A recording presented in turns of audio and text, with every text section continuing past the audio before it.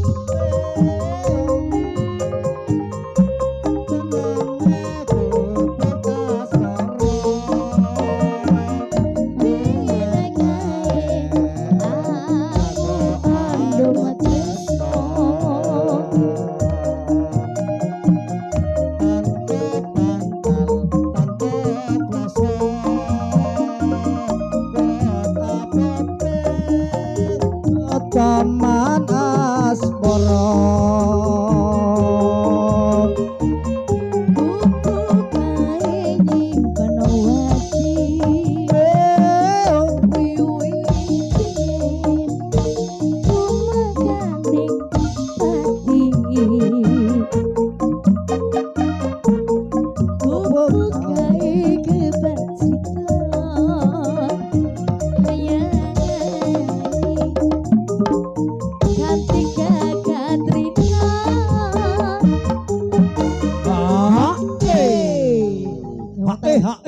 sing seru hae tok pancen. Dumateng para tamu kasuwun dumateng prasmanan kapturun sarap rumin.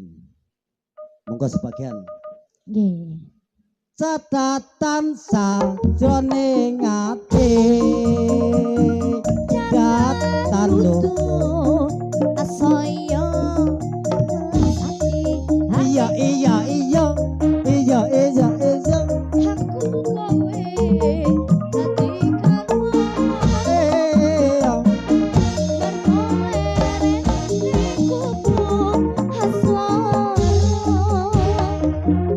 markaleren ning kubu asmara hae tepak lajan wong tayange hae nggih nika dumateng para rawuh nggih sugeng rawuh sugeng lenggah sugeng monggo ingkang tesi wonten ing Jawi kasuwun ngebet kemawon amargi papan tesi kathah ingkang dereng dipun lenggah